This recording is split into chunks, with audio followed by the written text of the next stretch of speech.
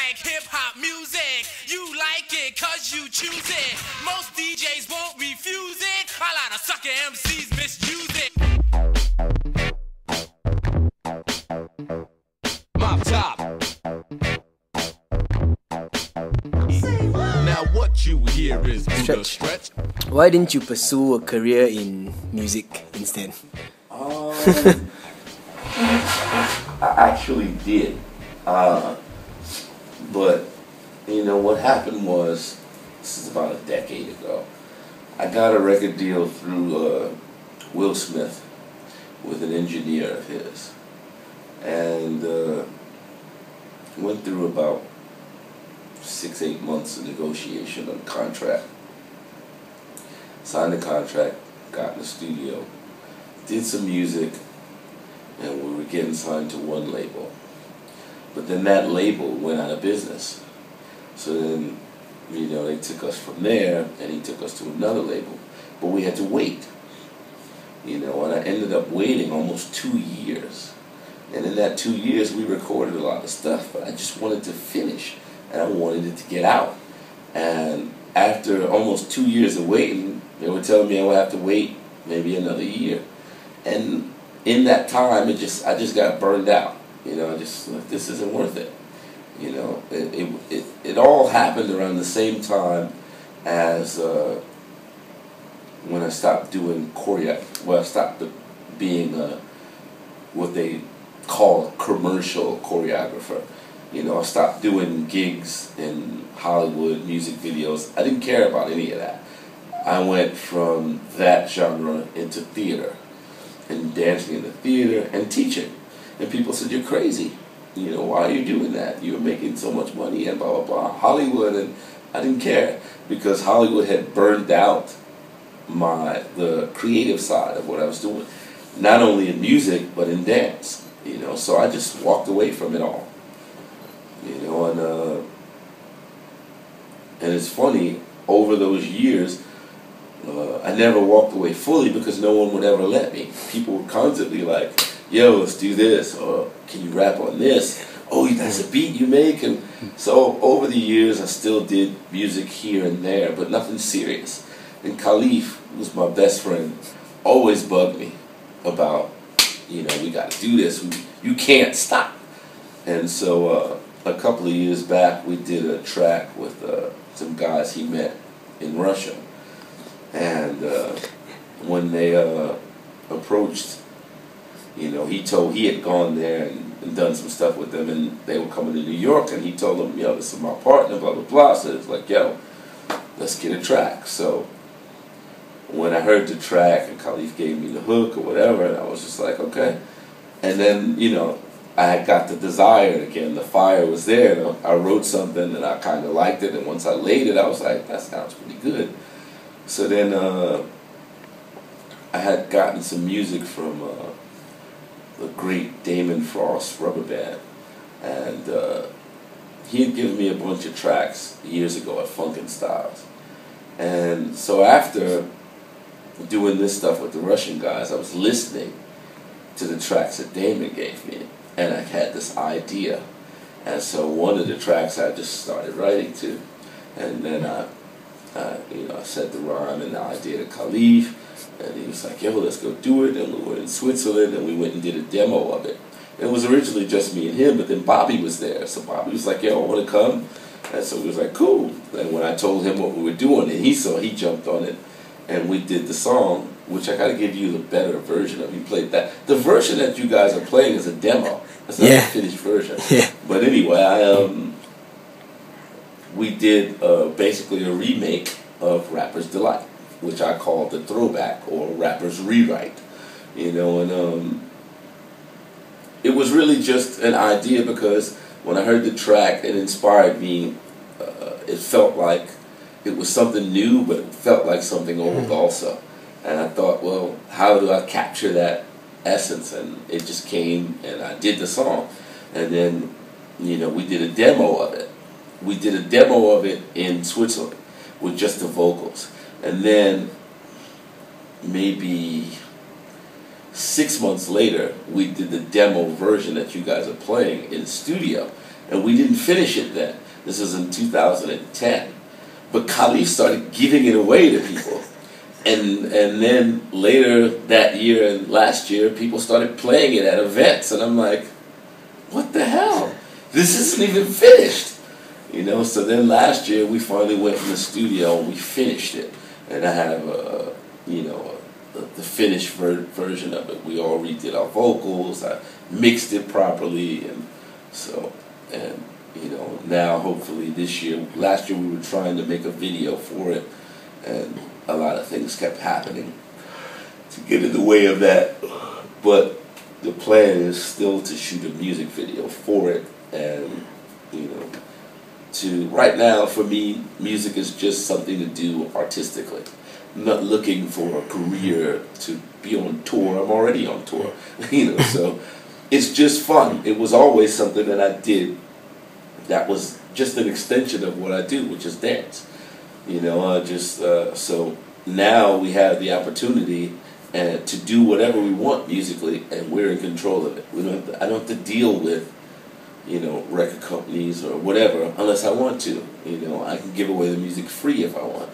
I can do whatever I want musically. So that's where I'm at, and it's just, as I say, it's just another part of the art of hip-hop, as I told the guy today who asked me the same question about music, when I was growing up in hip-hop, you weren't a hip-hop dancer, there were no specific categories like these guys are the rappers, these are the graffiti artists, these are the b-boys, those are the DJs. If you were in hip-hop, you did a little bit of everything. You could be with the rappers, and half of those rappers were graph artists, and all of the graph artists and rappers were b-boys, and half of them could DJ also. So we got into a little bit of everything. You grew up and somebody threw up a tag, you threw up a tag. Somebody started spitting, you started spitting. If somebody started playing music or scratching, you wanted to scratch, dance. So, for me, it's just an extension of that, living the culture, not just talking about it or doing aspects of it, but actually being it. So when I say I am hip-hop, it's a literal thing. That's cool, thank you. Someday, mark my words, I'm gonna have him on my track. Hey man, anytime. I'm in the process of trying to do a track with Mr. Wiggles. Yeah. It's 2012.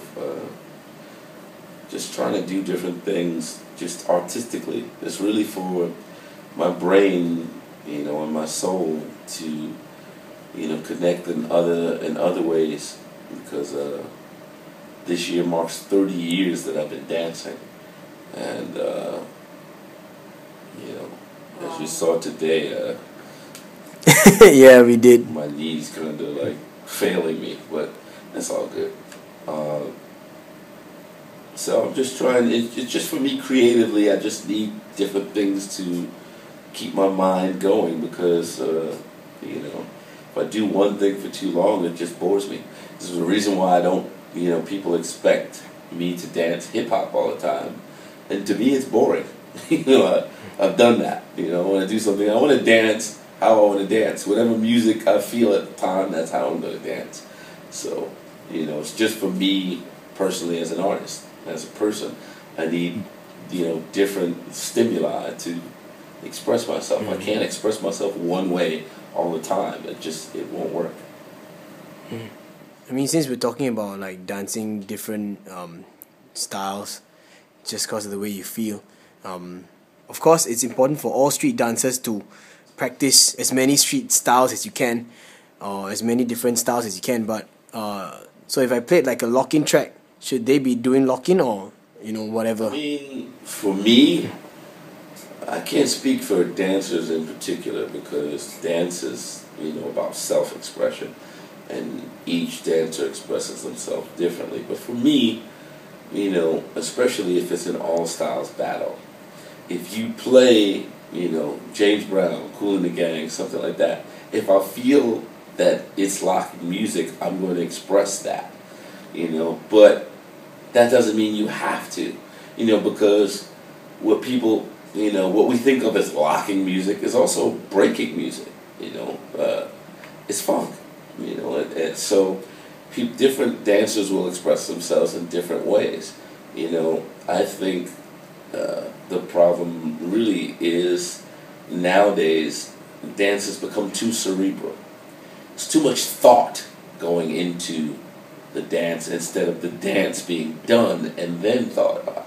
I use the analogy of martial arts all the time. You don't think about fighting when you're in a fight. You fight. You don't talk about fighting when you're in a fight. You fight. After you finish fighting, then you talk about the fight. But you don't talk about fighting. You fight. So dance is the same way. You don't talk about dancing.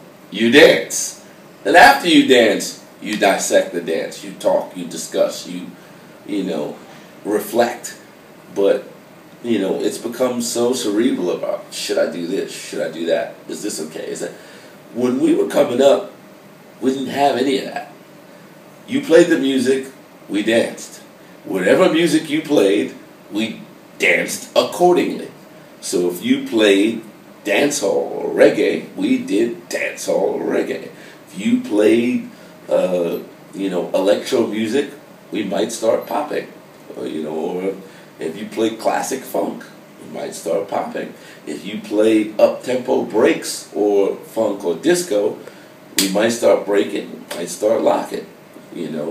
Or nowadays, over the last, decade or so, you might start whacking, because I know how to whack too.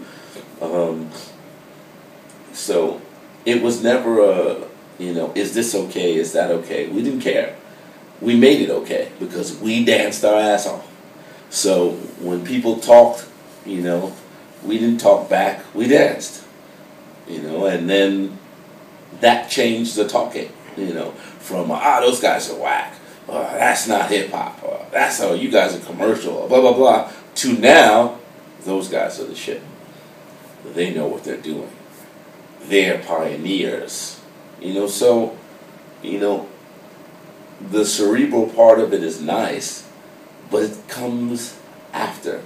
You have to feel it first, then do it, then talk about it, then think about it. Think about how it felt after the fact, after you've done it. It's just like sex. You don't talk about having sex. It's no fun. You have sex. Then you discuss whether it was good or not. How did it feel? If it was terrible, you're not going to do it anymore with that person. So, it's too much thought involved, That's why I always use the quote of Bruce Lee. Don't think, feel. Because, how you feel is your connection to your audience, to the music, to everything. It's an exchange of energies.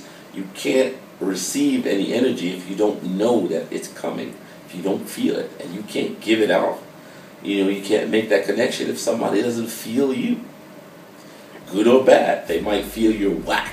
They might feel you're great, but they gotta feel something, and you have to feel also. It's give and take, yin and yang. Thank you.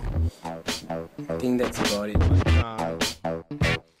As we go a little something like this. It's the hip hop, the hipper to the hipper, the hip, the hopper. You don't stop the rocker to the bang bang boogie. Sit up, jump the boogie to the rhythm of the boogity beat. Now what you hear is Buddha stretch, Swagger jacking cause I'm macking for this to be fresh. Tracking lyrics like I'm UPS. On that old bullshit you never heard of me, it's new BS. No nursery rhymes about crimes where I'm pretending I'm Nino Brown or some